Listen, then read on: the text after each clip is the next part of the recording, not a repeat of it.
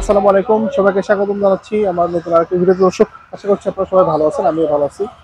আমি এই মুহূর্তে অবস্থান করছি উমর ফারুক ভাইয়ের ঘোড়ার খামারে।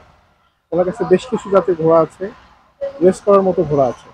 আমরা তার কাছ থেকে জানার চেষ্টা করবো ওনার কাছে কী কী প্রজাতির ঘোড়া আছে, কতগুলো ঘোড়া আছে, কতদিন আগে থেকে ঘোড়া পালন করতেছে, বিস্তারিত সকল বিষয়ে আমরা তার কাছ থেকে জানার চেষ্টা করবো এবং আপনাদেরকে জানাবো। সম্পূর্ণ ভিডিও জুড়ে আমাদের সাথে থাকুন, দেখতে থাকুন। ভাই আসসালামু আলাইকুম। ওয়ালাইকুম আসসালাম। কেমন আছেন? আলহামদুলিল্লাহ ভাই। ভাই, খুব সুন্দর সুন্দর ঘোড়া দেখতে পাচ্ছি জি। আপনার এখানে। তো কতদিন থেকে ঘোড়ার এই খামার শুরু করেছেন? আমরা মূলত এই খামারের ভিতরে আসা শখের বসেই তো প্রায় ৮-৯ মাস হচ্ছে। ৮-৯ মাস। জি। এই ঘোড়াগুলো সংগ্রহ করেন কোথা থেকে? সব ইন্ডিয়ান ঘোড়া, সব ইন্ডিয়া থেকে ইন্ডিয়া ইম্পোর্ট করা। ইনপুট করা। দর্শক, সবগুলো হচ্ছে ইন্ডিয়ার ইম্পোর্টেড ঘোড়া। তো আসলে এই পেশায় আসার আগ্রহটা কেন? মূলত শখের বসেই। আর আমাদের এলাকা ভিত্তিক যেমন রেস খেলে, আচ্ছা, এই যে আপনার ধানের মৌসুম, ধান কাটা হওয়ার পরে মাঠ খালি হওয়ার পরে প্রায় গ্রামে গঞ্জে মাঠ খেলা হয়। এই মাঠে প্রাইজ তো একটা প্রতিযোগিতা অংশগ্রহণ করে, এটা শখের বসে আর কি।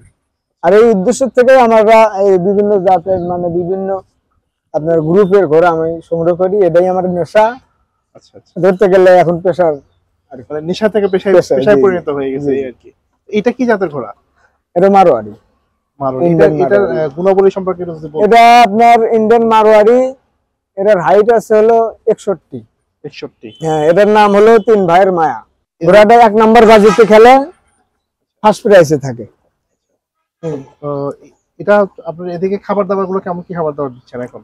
খাবার দাবার বর্তমানে বুট, ভুসি, গুঁড়ো, মানে এগুলো আপনার পাউডার করি, সাথে জিঙ্ক থাকে, ক্যালসিয়াম থাকে। এটা আপনার নিয়মতান্ত্রিক এক প্রণালী আছে আর কি, এইভাবে। আচ্ছা, কতগুলো ঘোড়া আছে আপনার কাছে টোটাল এখন? ঘোড়া আমার কাছে ভাই, ঘোড়া আসে যায়, মানে আমার মূল উদ্দেশ্য, আমি বিভিন্ন গ্রামে গঞ্জে জেলায় জেলায় মেলা করি। মেলাতে যাচ্ছি, যাওয়ার পরে দেখতেছি যে এই ঘোড়াটা ফার্স্ট প্রাইজ নিচ্ছে বা সেকেন্ড প্রাইজ নিচ্ছে, ওই ঘোড়াটা আমি আমার খামারে আনার মতো একটা পরিবেশ করি, মানে কেনার চেষ্টা করি আর কি। যদি কিনতে পারি, ওই ঘোড়াটা আমার খামারে নিয়ে আসি, এটা আবার আপনার হয়তো কিছু লাভ পাইলে আমি ওটা ছেড়ে দিই। মানে আপনি ঘোড়া সংগ্রহ করেন, হ্যাঁ, আমার বিক্রি করেন, জি, জি। নিজে নিজে রেস খেলতেছেন, পাশাপাশি পাশাপাশি, বিক্রিও জি করতেছেন। জি। আর আমি যেটা সংগ্রহ করি সেটা রেস খেলার উপযুক্ত ঘোড়াই, যেটা রেসে আপনার ফার্স্ট, সেকেন্ড বা থার্ডের ভিতর থাকে, এগুলো আমি কালেক্ট করি আর কি। এটা কি জাতের ঘোড়া?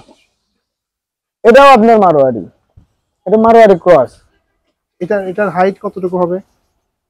এটা আপনার 58 আছে, 58। আচ্ছা, আপনার ঘোড়া তো আসলে অনেক রকমের হয়, মানে ভালো মন্দ বোঝার কি কোনো উপায় আছে যে এই ঘোড়াটা কি কি বৈশিষ্ট্যগুলো ভালো থাকলে বোঝা যাবে যে এই ঘোড়াগুলো বেশি ভালো, এরকম কোনো? ভাই, রেস খেলার জন্য মূলত ঘোড়ার পাও দেখে, ঘোড়ার শাল দেখে, মানে কয় সালে কত হাইট হইলো এবং পার অবস্থান দেখি, এইগুলি দেখে মূলত। মানে আর ফিটনেসের উপরে নির্ভর করে, আর আপনার জাতের উপরেও নির্ভর করে।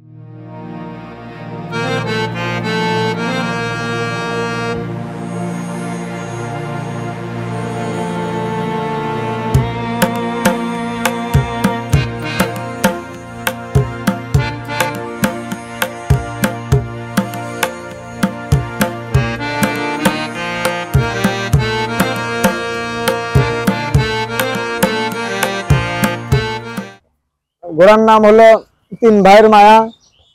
ঘোড়াটা ইন্ডিয়ান থেকে প্রায় 5-6 মাস আগে আনা হয়েছে। রেসে 1 নম্বর বাজিতে খেলে ক গ্রুপে। আবার পাশে আছে হলো আপনার আমাদের গ্রামগঞ্জে মূলত 3টা গ্রুপে ভাগ করে খেলা হয়। ওটা হলো আপনার ক গ্রুপে খেলে, এটা আমাদের খ গ্রুপের ঘোড়া, মানে দ্বিতীয় বাজিতে খেলে। এটা দ্বিতীয় বাজিতে আপনার মাথার ঘোড়া। এটার নাম হলো ফরিং। ইউটিউবে অনেকেই মানে চেনে, ঘোড়ালারা এক নামই চেনে, ফরিং নামে, দ্বিতীয় বাজির ঘোড়া। আর আমাদের যেটা কালেকশন করা আছে, এটার নাম হলো রকেট।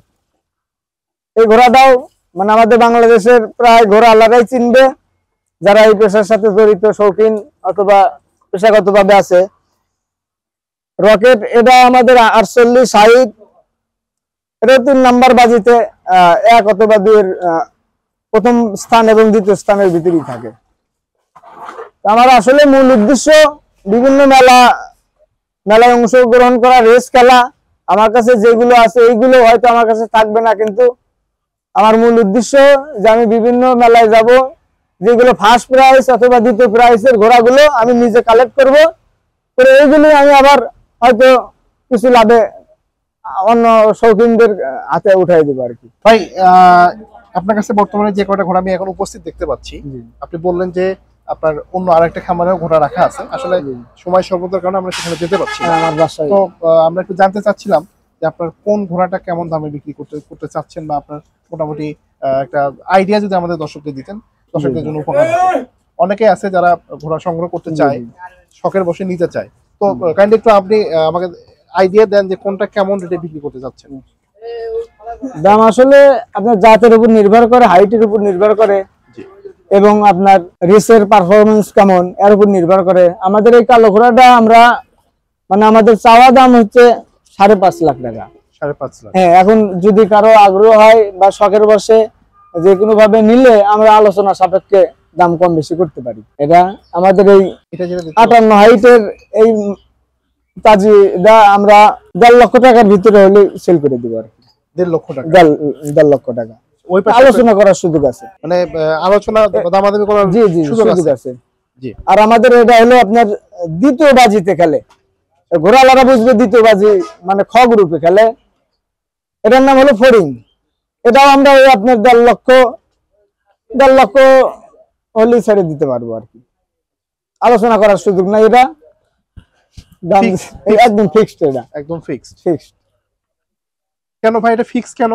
মানে এটা কি মানে এই ঘোড়াটা সবাই জানে, এর সম্পর্কে জানে বা এর পারফরমেন্স সম্পর্কে জানে, এর কদর আছে। আচ্ছা, আমার কাছে থাকলেও কদর আছে, আর এক জায়গায় থাকলেও কদর আছে। এই ঘোড়াটাও তাই, মানে ফিক্স বলা আসলেও ঠিক হচ্ছে না, তারপর কিছু আলোচনা সাপেক্ষে সম্মান সূচক আলোচনা হবে আর কি।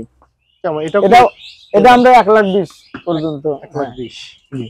তারপরে আলোচনায় কিছু কম বাড়া করতে পারে। ঘোড়া তো অনেকদিন থেকে মনে হয় মোটামুটি আপনার আমি আছি, আমি কিছুদিন হলো আছি, কিন্তু আমার সাথে আমার আর একটা বন্ধু বড় ভাই আছে, তাকে একটু পরিচয় করে দিই, আমাদের সাথে নিয়ে আসি।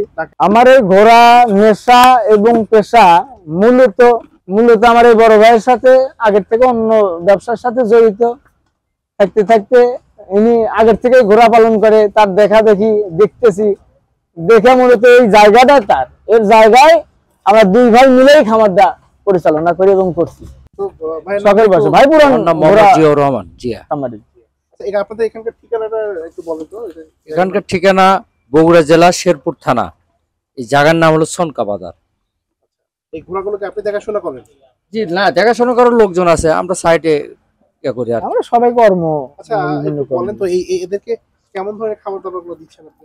এর খাবার দাবার অনেক কিছুই আছে, পেরা দিই, বুট দিই, গম দিই, ভুট্টা, তারপরে এই ধরেন এই ভুসি, ধানের গুঁড়া, এইগুলো, তার সাথে হয়তো ক্যালসিয়াম ভিটামিন এগুলো তো থাকি।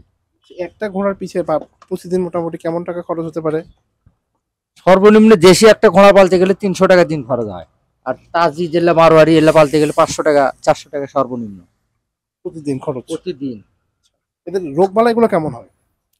রোগ বালাই আছে সামান্য, এটা কোনো বিষয় না। হয়তো দেখা গেল যে মাঝে মধ্যে দেখা গেল গ্যাস ম্যাশ এটা সেটা এলা ট্রিটমেন্ট আমরা নিই মাঝে মধ্যে। আপনারা নিজেরাই করেন না ডাক্তার? না, ডাক্তার মাঝে মধ্যে দেখা গেল খামারে প্রয়োজন নিয়ে আসি। গরুর মতোই, গরুর খামার, গরু যেরকম ভাবে লালন পালন করে এগুলোও তাই।